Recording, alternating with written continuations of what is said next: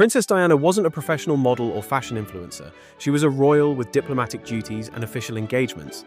Yet every time she stepped outside, she looked absolutely stunning. Every stunning look had a story behind it. Careful planning, bold decisions, personal meaning woven into every detail. Some dresses came from months of collaboration with trusted designers.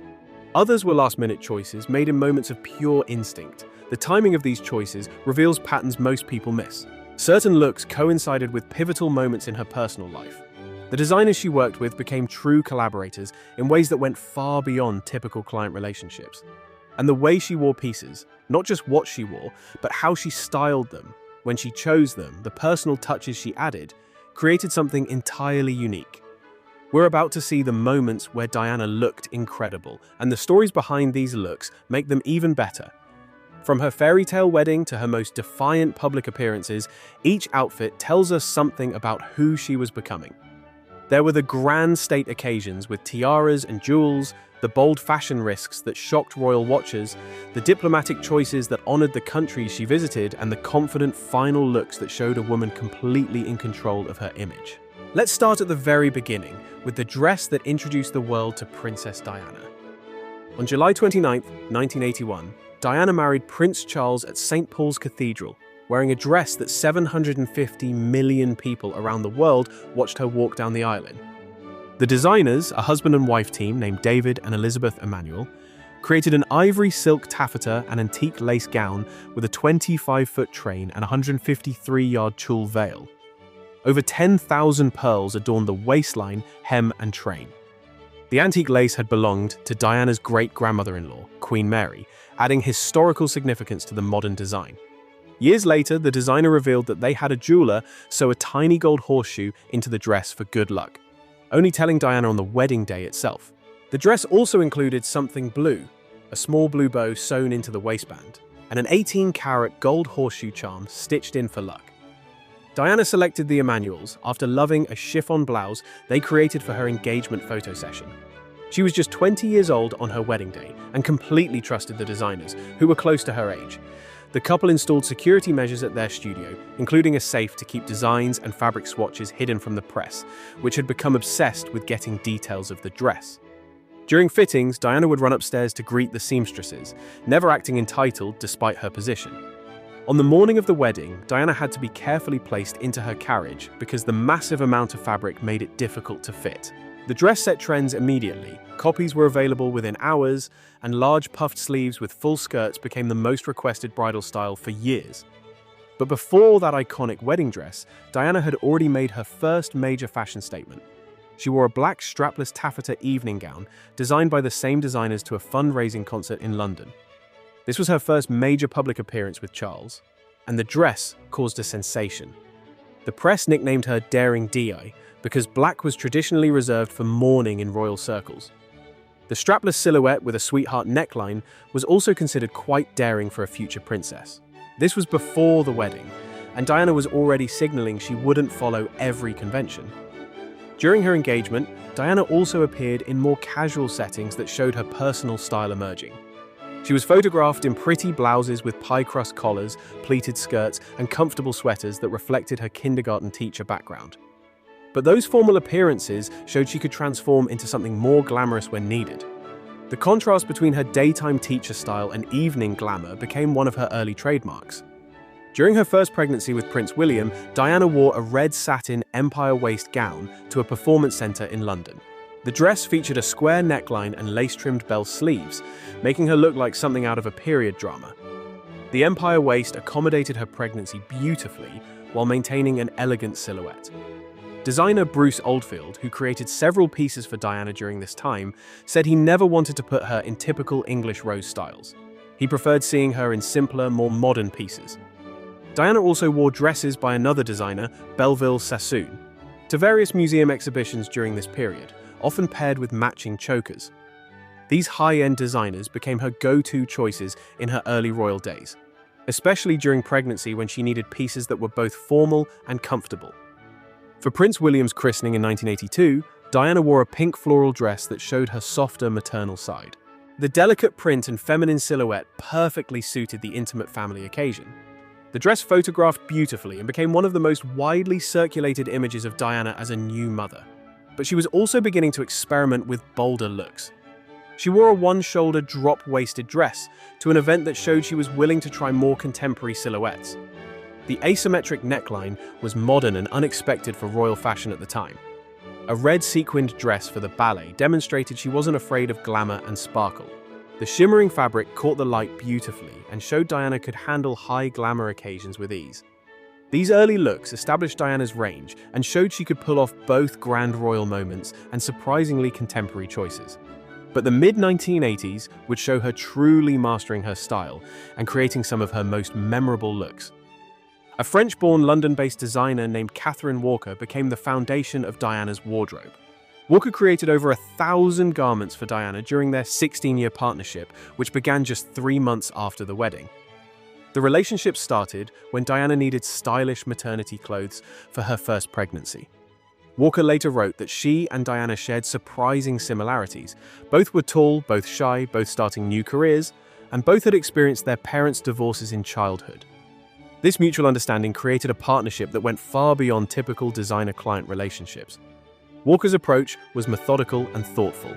She would research every country Diana planned to visit, ensuring the clothes paid proper respect to each destination while maintaining Diana's signature elegance. Walker wrote in her memoir that designing for Diana was about beauty and dreams, and that she was struck by the princess's ease and modesty, and the fact that despite the guidance she was given, nothing could really be enough for the awesome situation she was faced with. This dedication to understanding Diana's needs created some of the most iconic looks of Diana's life. On November 9, 1985, Diana wore a midnight blue velvet gown by designer Victor Edelstein to a White House dinner. The off-shoulder dress featured a mermaid silhouette perfect for movement, with the fabric hugging her figure before flaring dramatically at the knees. That evening, Diana danced with actor John Travolta in the White House entrance hall to music from Saturday Night Fever, while cameras captured every moment. She paired the gown with a sapphire and pearl choker, a brooch from Queen Elizabeth II that Diana had converted into a necklace.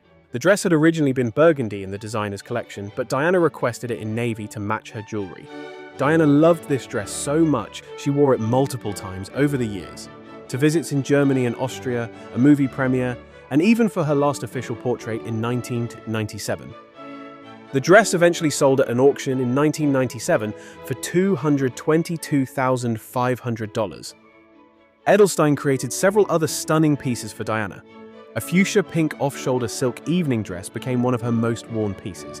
She wore it 8 times publicly, including international trips, movie premieres, and charity events. When Diana found a dress that worked, she wasn't afraid to be photographed in it multiple times, showing a practical approach that contradicted wasteful assumptions about royal dressing.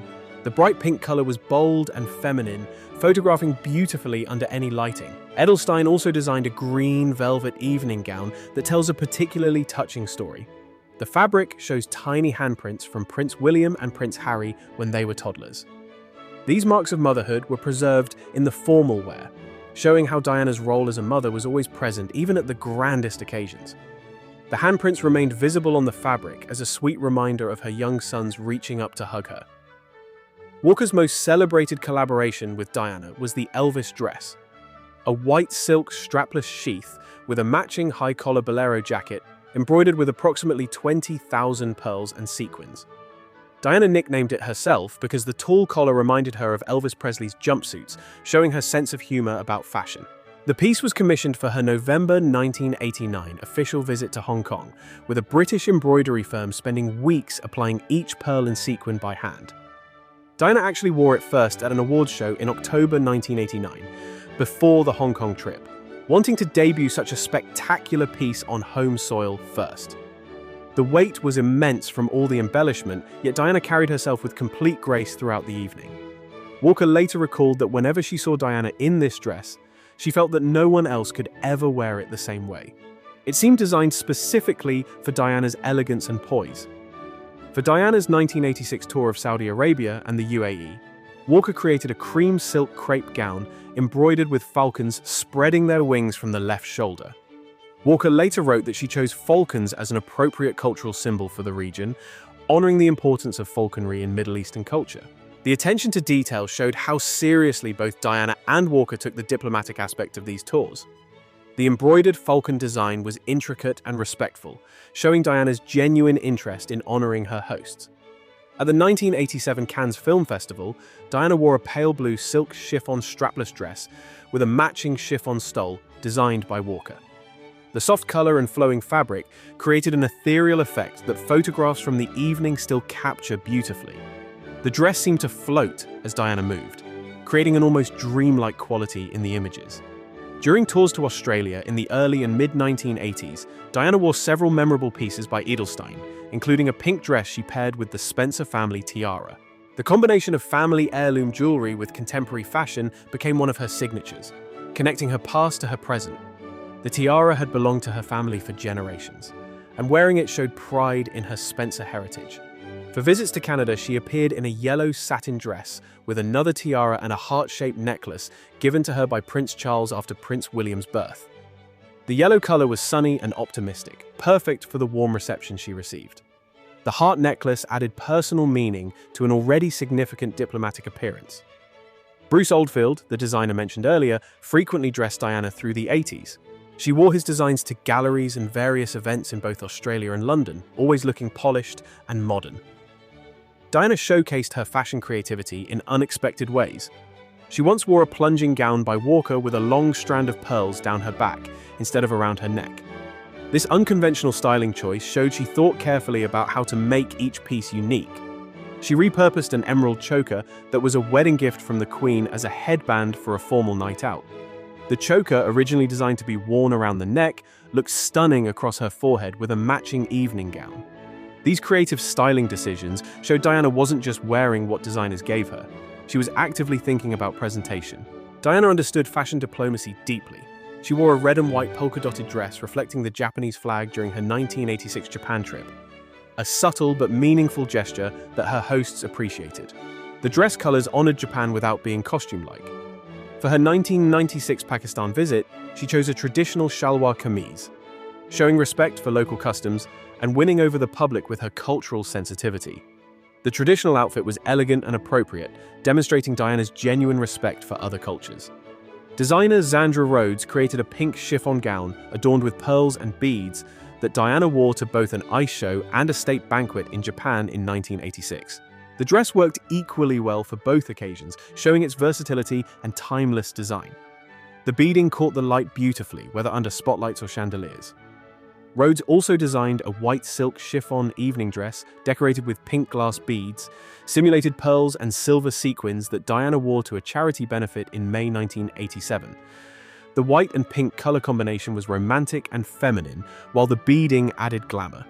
Another designer, Murray Arbide, created a midnight blue silk tulle strapless dress adorned with diamond stars that Diana wore to a West End premiere. The star motif was whimsical and theatrical, perfect for a theater opening. The midnight blue fabric made the stars sparkle even more brilliantly. Jacques Azaguri designed a cream silk chiffon gown with an embroidered hourglass-shaped bodice and Tudor-style neckline for Diana. The historical reference in the neckline gave the dress a regal quality, while the hourglass embroidery emphasized Diana's figure beautifully. These designers formed a creative circle around Diana, each bringing different strengths to her wardrobe. Diana rarely wore gloves when meeting the public, unlike other members of the royal family, because she believed it prevented direct connection with the people she met. This was especially important when she visited people affected by serious diseases like AIDS, as she wanted to show through touch that there was nothing to fear. She often chose specific colors and styles for charity events based on the cause and the people she'd meet. For a lunch supporting a campaign for HIV/AIDS services, she wore a red suit by Walker, with red being the symbolic color of AIDS awareness. Diana was one of the first celebrities to publicly support AIDS causes when many were actively avoiding them, and her fashion choices often reflected her advocacy work. Walker's widow later recalled, "Diana was always very polite, very courteous, and very appreciative. She was never late for an appointment, and whenever she wore a dress that was admired, she'd thank us. We saw our job as giving her the tools of her trade." Diana had mastered being the perfect princess, creating stunning diplomatic moments while representing the monarchy beautifully. But everything was about to change. Her separation from Charles would transform not just her life, but the way she used fashion to tell her story. When Charles and Diana separated in December 1992, Diana's wardrobe began shifting. She continued working with Catherine Walker, but started making bolder personal choices. Her style became more streamlined, more modern, less about playing a role, and more about expressing herself. The soft romantic looks of the early 1980s gave way to sharper tailoring and more confident silhouettes. During this transitional period from 1992 to 1994, Diana wore several memorable pieces by Walker that showed her evolving style. A mauve sheath dress with a bolero of embroidered pastel flowers, paired with the Spencer family tiara, appeared during a November 1992 visit to Seoul, South Korea. The soft colors were diplomatic and elegant, while the tailoring was more modern than her earlier looks. The mauve shade was sophisticated and photographed beautifully in the Asian setting. A burgundy velvet ball dress with gathered bodice and skirt, originally worn to an embassy event in 1988, continued appearing during the separation era. The rich burgundy color was dramatic and confident, and Diana's choice to re-wear it showed she was comfortable being photographed in the same stunning pieces multiple times. She appeared in a strapless taffeta evening gown adorned with blue flowers. These looks from happier times now took on different meaning when she wore similar styles during the separation. The blue floral embroidery was delicate and feminine, but the strapless neckline showed growing confidence in her own style choices. Then came June 29, 1994. Diana was scheduled to attend a gallery fundraising dinner in London. That same evening, Prince Charles was appearing on national television in a documentary where he admitted he had been unfaithful to Diana after their marriage had irretrievably broken down. Diana could have stayed home. Instead, she wore a black off-shoulder silk evening gown by Greek designer Christina Stambolian. The dress became one of the most talked-about fashion moments in modern history. Diana had owned the dress for 3 years, keeping it hidden in her closet because she thought it was too daring. Made of black silk damask with a chiffon skirt, it featured an asymmetric hemline and a sash hanging from her hip.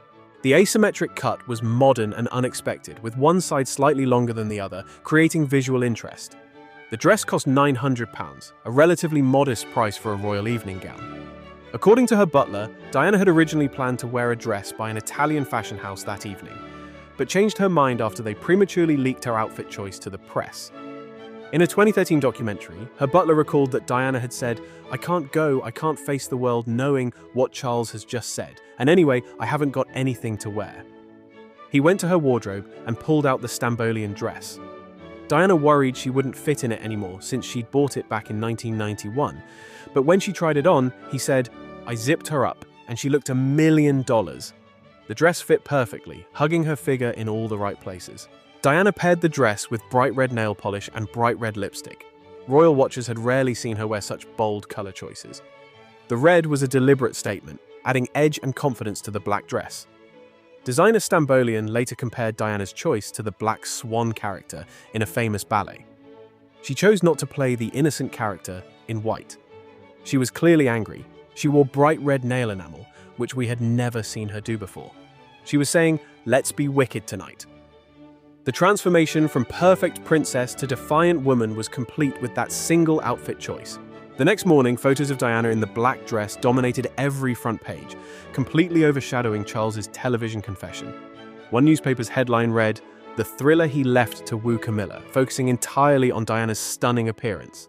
Another paper called it the "I will show you" dress. Over time, revenge dress became the name that stuck because it perfectly captured the moment, Diana taking back control of the narrative through fashion. The dress eventually sold at auction in July 1997 for £39,098, going to a Scottish couple who planned to use it for charity fundraising.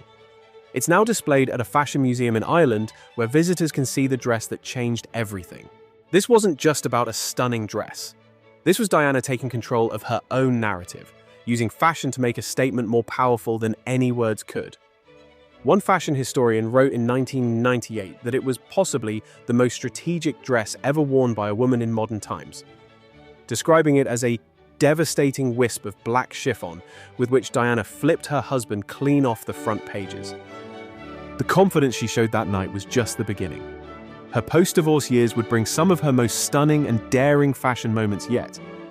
After her divorce from Charles was finalized in August 1996, Diana's style evolved even further. She wore more practical pieces, sensible button-down blouses, and tailored skirt suits that redirected focus toward her humanitarian work. But practical didn't mean boring. She mastered sharp tailoring and bold silhouettes, wearing everything from her trusted designer Walker to Italian luxury houses, all in sophisticated neutrals and vibrant tones. Her wardrobe became a mix of power dressing for official functions and surprisingly casual looks for her personal time. In December 1996, shortly after her divorce, Diana attended the Met Gala in New York as a guest of a prominent magazine editor. She wore a midnight blue silk slip dress designed by John Galliano for a major French fashion house, featuring black lace trim and a coordinating robe-style jacket. The Met Gala theme that year celebrated that particular fashion house, making her choice perfect for the occasion. What makes this look extraordinary is what happened behind the scenes, a story that only came out years later in a documentary. The designer had visited Diana's palace to discuss the dress design. He tried pushing Diana toward pink, but she firmly insisted, no, not pink. Her preference for the midnight blue showed confidence in her own taste. His original design included a corseted structure over the slip dress, meant to provide structure and support. But the designer only discovered at the event that Diana had removed the corset herself before arriving, making the dress much more sensuous than his intended design. When he saw her step out of the car, he was shocked. "I couldn't believe it," he later said in a 2024 documentary. "The dress was much more sensuous. The cameras went mental." Diana had taken his design and made it her own, creating a look that felt liberated and daring. The slip dress without the corset flowed beautifully and photographed with an ease that the structured version never would have achieved. Diana accessorized with her signature sapphire and pearl choker, featuring 7 delicate strands of pearls. The same one she'd worn with both the revenge dress and the famous dance dress from the White House. The repeated use of this special jewelry piece connected all her most defiant fashion moments. She carried a quilted handbag that the fashion house had named in her honor after she carried an earlier version to numerous events. The bag had been a gift from France's First Lady in 1995, and Diana's continued use of it made it one of the most sought-after accessories in the world. The choice of the slip dress signified Diana's complete departure from royal life. Like the revenge dress, it showed a woman no longer bound by royal dress codes or expectations. Diana had nearly decided not to wear it, fearing her son William, then 14, might think it was too revealing. But she went ahead anyway, feeling liberated and ready to present herself on her own terms. Catherine Walker continued creating stunning pieces for Diana's final years.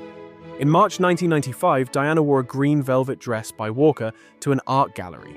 The rich green color was dramatic against her blonde hair, and the velvet fabric had a luxurious weight and texture.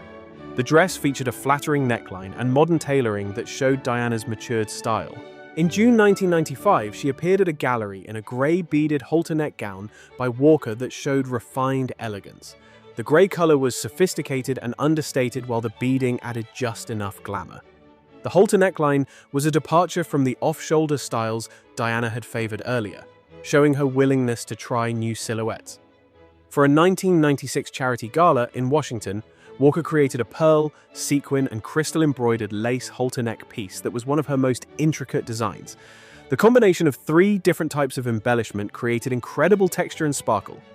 Walker's widow later called this one of his favorite pieces Diana wore, as it showcased the craftsmanship and attention to detail that defined their partnership. On June 2, 1997, Diana wore a dress by Walker, embroidered with sequins and crystals, to view 79 of her dresses before they were auctioned for charity. This pre-auction appearance showed Diana looking confident and happy about her decision to let go of these pieces from her royal life. The dress she chose for this occasion was appropriately elegant but not overly formal, striking the right tone for the bittersweet event. A red belted day dress by Walker holds particular significance as the outfit Diana wore to a hospital just 1 month before her death in August 1997, her last daytime public appearance. The red color was vibrant and energetic, and the belted waist showed Diana's polished daywear style.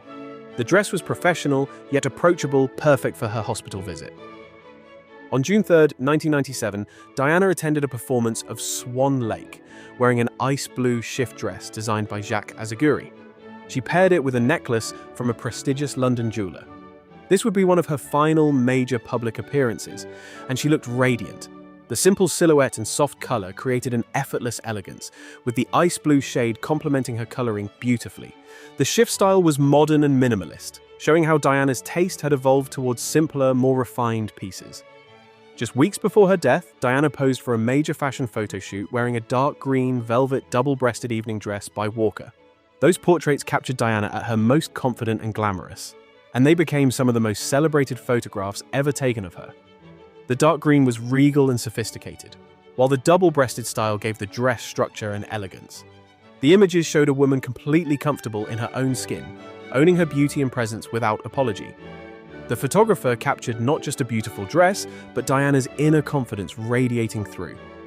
Diana's casual style also evolved dramatically during these years. She became known for bold statement knitwear, oversized sweaters from universities and sports teams paired with bike shorts. Her most iconic casual piece was the black sheep sweater featuring one black sheep among white ones in bright red. Many saw this as Diana signaling she felt like the black sheep of the royal family, though she never confirmed this interpretation. The sweater became so famous that it was recreated years later and appeared in a popular television drama about the royal family. Throughout the 1990s, Diana was frequently photographed, carrying distinctive handbags. Certain designer bags became so associated with her that they were renamed in her honor by the fashion houses.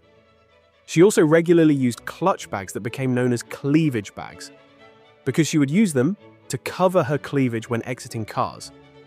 A practical solution to a constant problem faced by women in formal wear and a clever way to maintain modesty while wearing elegant low-cut gowns. Diana was equally comfortable in a ball gown at a formal dinner or in cycling shorts running errands, a range that professional models trained in one aesthetic could never match. A former fashion magazine editor who worked with Diana stated that she was very thoughtful about how her clothing would be interpreted by the media and public. One designer who worked with her believed she had broken the rules by trying new styles that went against traditional royal fashion, paving the way for future royals to express more personal style. In June 1997, just 2 months before her death, Diana auctioned 79 elaborate gowns for charity. "Of course, it is a wrench to let go of these beautiful dresses," Diana said. "However, I'm extremely happy that others can now share the joy that I had wearing them." The auction raised over £3 million for AIDS and cancer charities, causes that were deeply important to her.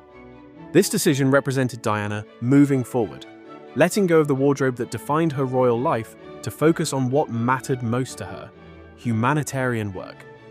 The auction was both an ending and a beginning, symbolizing her transition from princess to independent humanitarian. What made Diana consistently stunning wasn't about having access to the best designers or most expensive fabrics. It was about understanding herself and using fashion as communication.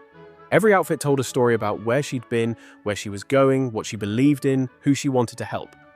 Models are trained to make clothes look good. Diana made clothes mean something.